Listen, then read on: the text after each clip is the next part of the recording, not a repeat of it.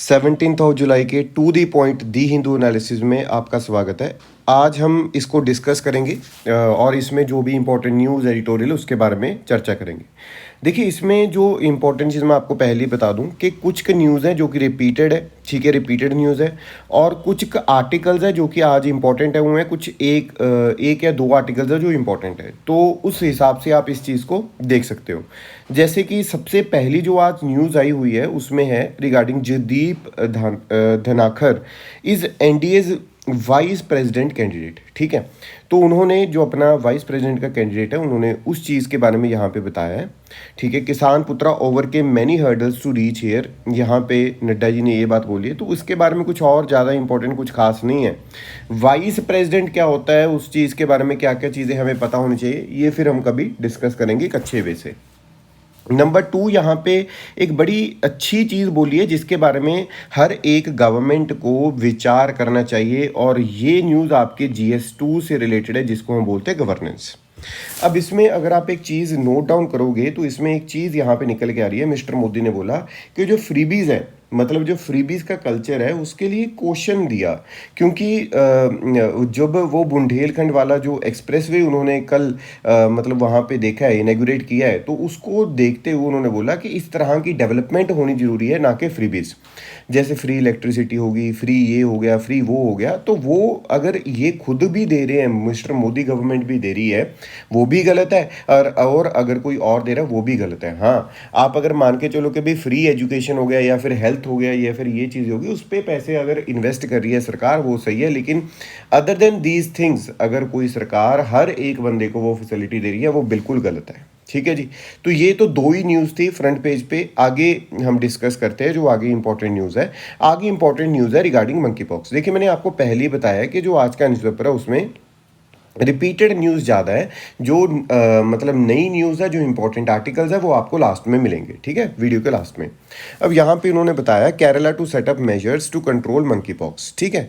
तो monkey pox होता क्या है ये हम आज दोबारा से डिस्कस करते हैं। ये एक वायरल जूनोटिक डिजीज़ है जो कि primarily tropical rain forest area, जैसे ना आप एक चीज़ नोट डाउन करना, जहाँ पे बहुत ज़्यादा मॉइस्चर और गर्मी सी रहती है, वहाँ पे जो ये इस तरह के जो डिजीज़ है वो हमें देखने को मिलते हैं, जो कि जिसको हम वायरल जूनोटिक डिजीज़ बोल देते हैं।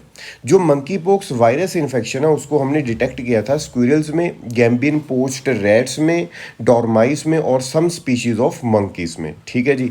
और ये जो मंकी पॉक्स है ये होता कब है, ये होता है ये होता कैसे है, ये होता है मंकी पॉक्स वायरस से, और ये मेंबर है of the ortho POCSO virus genus in the family, ठीक है। और इसका बैकग्राउंड क्या है, जो मंकी पॉक्स है वो सबसे पहली बार डिस्कवर किया गया 1958 में। दो जो आउटब्रेक हुए थे ऑफ पॉक्स लाइक डिजीज, ठीक है, और ये मंकीज की वहाँ पे कॉलोनी थी, इस वजह से उसका नाम हमने रख दिया मंकी पॉक्स। सिम्टम्स क्या रहते हैं, fever, rash, swollen lymph nodes, इस तरह के सिम्टम्स हमें देखने को मिलते हैं। ट्रांसमिशन देखिए सबसे पहले एनिमल टू ह्यूमन होती है, और ह्यूमन टू ह्यूमन ट्रांसमिशन भी पॉसिबल है। और अगर हम यहाँ पे देखें, जो फर्स्ट ह्यूमन केस यहाँ पे पाया गया था वो था डेमोक्रेटिक रिपब्लिक ऑफ कॉन्गो में। इस तरह के कई बार क्वेश्चन पूछ लिए जाते हैं प्रीलिम्स में जब मल्टी स्टेटमेंट वाला क्वेश्चन आता है। और इसमें अगर हम इंक्यूबेशन पीरियड की बात करें तो वो 7 to 14 डेज, बट इसकी रेंज है जो 5 to 21 डेज भी हो सकती है। जो फर्टेलिटी रेट है वो भी काफ़ी मतलब हो सकता है कि काफ़ी ज़्यादा हो सकती है किसी किसी चांसेस में। और ट्रीटमेंट जो इसका है कि ये ऑर्थोपोक्सो वायरस इन्फेक्शन है which was declared eradicated world wide in 1980, तो ये ट्रीटमेंट है जो इसका हम कर सकते हैं, ठीक है जी। तो ये कुछ इन्फॉर्मेशन थी मंकी पॉक्स के बारे में जिसका क्वेश्चन हमें अपकमिंग प्रीलिम्स में देखा जा सकता है। अभी जो और न्यूज़ है ये भी रिपीटेड न्यूज़ है अग्निपथ स्कीम के बारे में, ठीक है। तो मैंने आपको पहले ही बताया कि जैसे अग्निपथ स्कीम है उसके बारे में कंप्लीट इन्फॉर्मेशन हमें पता होनी चाहिए। देखिए, जो नई अग्निपथ स्कीम आई है उसमें 45,000 to 50,000 जो सोल्जर्स हैं उनको रिक्रूट किया जाएगा एनुअली, पहली चीज़।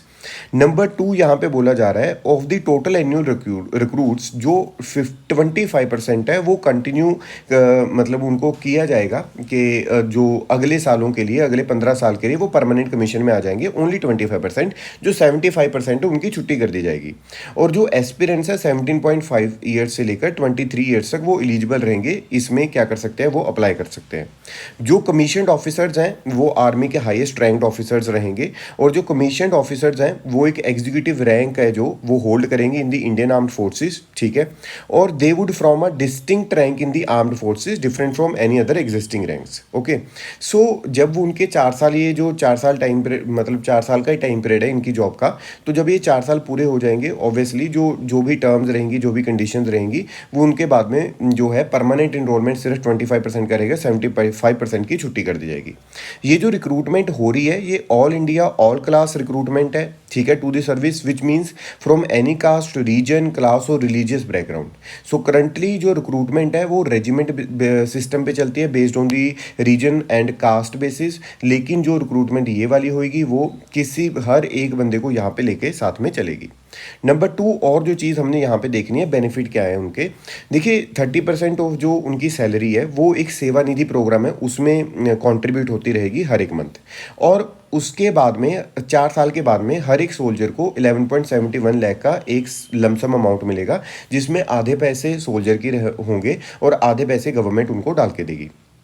जो 25% सोल्जर्स सेलेक्ट हो चुके हैं who are reselected, the initial 4 year period will not be consider for the retirement benefits, ठीक है। जो 4 साल का टाइम पीरियड है वो रिटायरमेंट बेनिफिट्स को नहीं दिया जाएगा। यहाँ पे ये है कि अगर कोई लोन लेना चाहता है, कोई मतलब कोई एंटरप्रेन्योर बनना चाहता है, कोई प्रायोरिटी अंडर BH के बैंक लोन्स, तो उनको बैंक लोन भी प्रोवाइड कर दिए जाएंगे कि ये बंदा अग्निवीर है और इनको बैंक लोन एक अच्छे वे से मिल जाएगा। जो अग्निवीर हैं उनको प्रायोरिटी दी जाएगी CAPF में, असम राइफल्स में, पुलिस में और अलाइड फोर्सेस में इन दी सेवरल स्टेट्स, ठीक है जी। और कुछ स्किल्स जो हैं, टेंजिबल स्किल्स और work experience in different facets including engineering, mechanics, law and order, और major companies and sector have announced they will prefer hiring a skilled and disciplined Agniveer, ठीक है जी।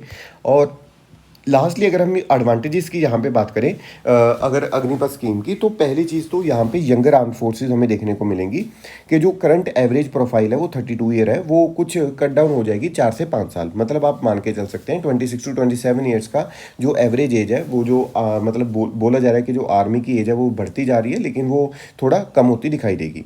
रिडक्शन ऑफ द पेंशन मिल, देखिए इनको pension तो facility नहीं मिलेगी अग्निवीर को, तो 75% लोगों को वो 12 लाख रुपए का जो लमसम अमाउंट है 11.71 लाख का वो दे दिया जाएगा, और उनको 4 साल में जो सैलरी मिलनी है वो तो मिलती रहेगी, लेकिन वो जो पेंशन की बेनिफिट्स है वो नहीं मिलेंगे। तो जो पेंशन दी जा रही थी, जो गवर्नमेंट पेंशन देती थी 3.3 लाख करोड़ की, उसमें कुछ कट आएगा, ठीक है जी।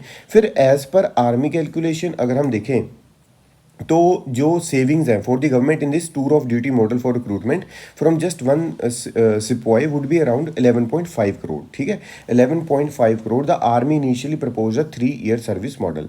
बेटर ट्रेनिंग होगी, इंक्रीज होगी एम्प्लॉयमेंट और अपॉर्चुनिटीज़, यहाँ पे ये बोला जा रहा है। और जो सेंट्रल गवर्नमेंट है वो will likely give preference to Agniveers in regular employment after this 4 years, ठीक है। तो ये कुछ स्कीम के बारे में कुछ चीज़ें थी, जिसमें अब देखिए ना कई लोग बोल रहे थे ख़त्म हो जाएगी, है ना, ये बैकआउट हो जाएगा। बैकआउट नहीं हुआ, और ये स्कीम में मुझे लगता है दौड़ भी स्टार्ट हो चुकी है। तो ये स्कीम को आपने याद रखना है, ये अपकमिंग प्रीलिम्स के लिए इंपॉर्टेंट है। नेक्स्ट हम बात करते हैं तो नॉर्थ ईस्ट की एक छोटा सा एक न्यूज़ आई हुई है कि नॉर्थ ईस्ट में जो मैक्सिमम केसेस आते हैं स्नेक बाइट्स के वो है ग्रीन पिट वाइपर के। जो ग्रीन पिट वाइपर है may not be more lethal than Russell's viper, the saw scaled viper, the spectacled cobra और दी कॉमन रेट, ठीक है। तो ये चीज़ यहाँ पे आपने इस चीज़ को याद रखना है। नेक्स्ट न्यूज़ की यहाँ पे हम बात करेंगे। जो नेक्स्ट न्यूज़ आज हमने डिस्कस करनी है वो यही वाले जो 3 आर्टिकल्स हैं वो मैं इंपॉर्टेंट बता रहा था आपको, ये वाले हैं। यहाँ पे पहली चीज़ तो पॉपुलेशन ग्रोथ की बात की जा रही है, ठीक है। हमने लास्ट टाइम भी मतलब जो हिंदू एनालिसिस किया था उसमें देखा था कि जो वर्ल्ड की पॉपुलेशन है उसके बारे में और जो इंडिया की पॉपुलेशन है, हमने की थी एक न्यूज़ के भाई जो इंडिया की पॉपुलेशन है वो चाइना को सरपास कर देगी, वो वाली चीज़।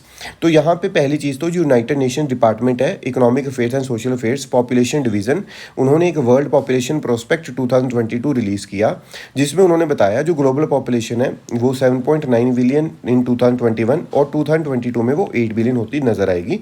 और जो इंडिया है वो सरपास कर देगा चाइना को और वर्ल्ड की मोस्ट पॉपुलस कंट्री बन जाएगा बाय 2023, ठीक है। और इसकी हाइलाइट्स क्या है रिपोर्ट की? पहली चीज़ जो लाइफ एक्सपेक्टेंसी है एट बर्थ फॉर वीमेन, ठीक है, वो बढ़ जाएगी बाय 5.4 ईयर्स ग्लोबली। जो फीमेल और मेल लाइफ एक्सपेक्टेंसी है, देखिए ये बर्थ होगी, जो मेल लाइफ एक्सपेक्टेंसी है वो 73.8, for the female and 68.4 male के लिए हो जाएगी। अब अगर हम यहाँ पे बात करते हैं जो एवरेज फर्टिलिटी और the number of children born to a women in her reproductive life time और the world population stood at 2.3 birth per women.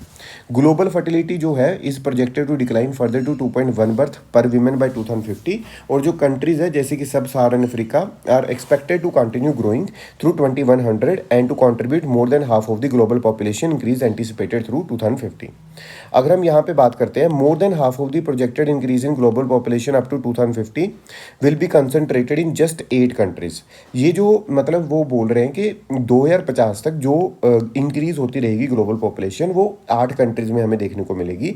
Democratic Republic of Congo, Egypt, Ethiopia, India, Nigeria, Pakistan, Philippines और United Republic of Tanzania. ठीक है। और more over यहाँ पे हमें देखने को मिला जो रिपोर्ट है वो अनइक्विवोकल क्या बोल रही है कि कोविड-19 का जो इम्पैक्ट है वो ग्लोबल लाइफ एक्सपेक्टेंसी पे पड़ा है वो 71.0 ईयर्स हो चुकी है, पहले 72.8 ईयर्स थी 2019 में। ये मोस्टली पेंडेमिक की वजह से है। इंडिया की अगर हम बात करें तो इंडिया में 2 मेजर स्टेट्स हैं जो कि जिनकी पॉपुलेशन हमें इंक्रीज होती दिखाई देगी, उत्तर प्रदेश और बिहार। बाकी जितनी भी स्टेट्स है उसमें जो पॉपुलेशन है वो डिक्रीज होती हमें नज़र आ रही है, जिसका मतलब क्या है कि स्टेट को बहुत ज़्यादा मतलब क्या है कि जो गवर्नमेंट है उसको बहुत ज़्यादा कोअर्सिव पॉलिसीज़ बनाने की ज़रूरत नहीं है। जो पॉपुलेशन है वो अपने आप ही जो जितने जितने लोग अपने मतलब उनको पता लग रहा है चीज़ों का उतनी उतनी पॉपुलेशन अपने आप कम होती हमें दिखाई दे रही है। मोर ओवर अगर हम यहाँ पे जेंडर इक्विटी की बात करते हैं तो यहाँ पे बोला गया है कि जैसे फैमिली प्लानिंग जो मेथड्स हैं वो कहते हैं उन्हीं को बताए जिनके पास में थोड़ी सी वेल्थ ज़्यादा है। जो लोएस्ट वेल्थ क्विंटाइल है मतलब जिनके पास कम पैसे हैं उनको उतना नहीं पता जितना अच्छी वेल्थ वाले लोगों को पता है।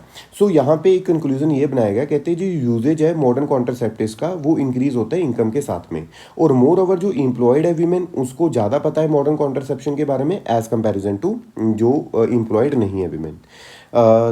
दूसरी न्यूज़ की तरफ जो दूसरा आर्टिकल इंपॉर्टेंट है उसकी तरफ चलते हैं। ये GS3 से रिलेटेड है, ये बहुत इंपॉर्टेंट है, इसको ध्यान से समझिएगा। देखिए जो RBI है उसको पता लग रहा था कि आपको पता है $1 अभी 80 रुपीज़ के नज़दीक हो चुका है या फिर हो चुका होएगा, है ना। तो $1 जब 60 रुपीज़ से 80 रुपीज़ तक हमें जाता दिखाई दिया तो इसमें RBI के डॉलर की देखिए ये होता है क्यों, क्योंकि डॉलर की अगर डिमांड इंक्रीज़ होएगी, यहाँ पे डिमांड इंक्रीज़ होगी और सप्लाई डिक्रीज़ होती दिखाई दी है तो डॉलर है जो मतलब वो एप्रिशिएट कर जाता है ना। तो अगर ये सारा हम पर्सपेक्टिव लगा के चलें जो इंडियन एक्सपोर्टर हैं उनको पे करना मतलब वो पेड कर सकेंगे, अपना पे कर सकेंगे इन दी फॉर्म ऑफ रुपीज़। वो होगा कैसे, एक अकाउंट खोलता है जिसका नाम है वोस्ट्रो अकाउंट। ठीक है, वोस्ट्रो अकाउंट किसके साथ में, कोरस्पोंडेंट बैंक के साथ में ऑफ द पार्टनर कंट्री। उस वोस्ट्रो अकाउंट के जरिए आप क्या कर सकते हो, shall be paid proceeds in the rupees from the balances in the designated vostro account. ठीक है, जो डेजिग्नेटेड वोस्ट्रो अकाउंट्स में रुपीज़ पड़े होंगे उससे जो वो चीज़ें हैं जो ट्रेड है वो कर पाएंगे। अब ये स्टेटस को है क्या, इसमें 3 एस्पेक्ट्स हमें देखने को मिलते हैं। देखिए जो वोस्ट्रो अकाउंट्स है पहले इतना ज़्यादा यूज़ नहीं होते थे क्योंकि हर एक जो एक्सपोर्टर है वो एक स्टेबल करेंसी या स्ट्रॉन्ग करेंसी यूज़ करने की कोशिश करता है। अगर हम यहाँ पे 3 आस्पेक्ट्स नए आस्पेक्ट्स की बात करें, पहली चीज़ तो मैसेजिंग का आस्पेक्ट्स है। देखिए जो RBI है जब ये चीज़ कर देगी तो जो स्विफ्ट है मतलब स्विफ्ट आपको पता है कि स्विफ्ट क्या है, यहाँ पे स्विफ्ट एक प्लेटफॉर्म है जो बेल्जियम बेस्ड स्विफ्ट है जो कि इन बिटवीन दी बैंक्स जो मैसेजेस आते हैं ना पेमेंट के उसके लिए काम करता है ज़्यादातर। तो इसमें हमें पता है क्या देखने को मिल रहा है अभी यहाँ पे कि रशिया ने जब इन्वेजन किया था ना तो स्विफ्ट ने क्या किया कि अपनी जो मैसेजिंग सिस्टम है रशिया के लिए बंद कर दिया था। तो ऑब्वियसली जब ये वोस्ट्रो अकाउंट्स वाला चक्कर हम ओपन कर देंगे तो जो स्विफ्ट वाली चीज़ थी कि जरूरी नहीं है स्विफ्ट के ऊपर ही मैसेजिंग हो, किसी भी प्लेटफॉर्म के ऊपर फिर मैसेजिंग हो पाएगी। वैसे हम स्विफ्ट को एक सबसे अच्छा मानते हैं। पहली चीज़ तो ये आस्पेक्ट नया खुल जाएगा। दूसरा आस्पेक्ट यहाँ पे कि सपोज करके चलते हैं RBI ने अलाउ कर दिया for the surplus to be invested कि रुपीज़ सरप्लस बैलेंस किसी के वोस्ट्रो अकाउंट में पड़ा है। तो अभी सपोज कर लो कि हमने यहाँ से किसी को ट्रेड किया और किसी के पास वो मतलब वोस्ट्रो अकाउंट में रुपीज़ चले गए और वो जो बैलेंस पड़ा है उसको आप दोबारा से इंडिया में इन्वेस्ट कर सकते हो। ये एक दूसरा आस्पेक्ट है, वो बहुत अच्छा है। तीसरा आस्पेक्ट यहाँ पे हमें क्या देखने को मिलता है, जो वोस्ट्रो अकाउंट्स है did not need permission earlier. ठीक है, उसको परमिशन की पहले ज़रूरत नहीं थी। Now the RBI has specified that banks acting as authorised dealers need to secure prior approval. Right. तो यहाँ पे ये चीज़ देखने को मिली है हमें। और विच कंट्रीज में इंटरेस्टेड इन दिस फैसिलिटी, यार ये ज़्यादातर आप मान के चलो रशिया के साथ में ही हो पाएगा, दूसरी कंट्रीज के साथ में नहीं हो पाएगा, ठीक है। तो अच्छी और इसका जो इम्पैक्ट है वो कहते क्या पड़ेगा। अब सपोज कर लो हम अगर रशिया के साथ में भी ट्रेड कर रहे थे तो हम डॉलर पे कर रहे थे, तो डॉलर की डिमांड इंक्रीज हो रही थी जिससे डॉलर अप्रिशिएट हो रहा था।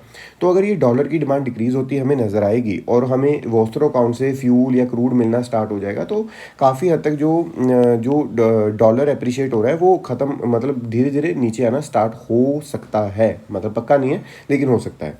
फिर उसके बाद में which banks could choose to opt in, यहाँ पे देखिए जो if the sanctions on Russia widen such banks would not want to be caught in an environment where other parts of their international business gets impacted. मतलब कि जो Vostro accounts है, जो larger banks है, उसको बहुत जल्दी नहीं कर पाएंगे क्योंकि जितने सैंक्शन रशिया पे लगते जाएंगे उतना वो वाइड होता जाएगा और इंटरनेशनल मार्केट वो अपनी ख़त्म नहीं करना चाहेंगे। तो ये थे दो आर्टिकल जो कि इंपॉर्टेंट थे। और उसके बाद में जो आज में देखिए कुछ भी खास इंपॉर्टेंट नहीं था, तो आज की डिस्कशन में इतना ही। चलिए मिलते हैं कल को फिर, और till the time revise your notes. Bye bye, take care.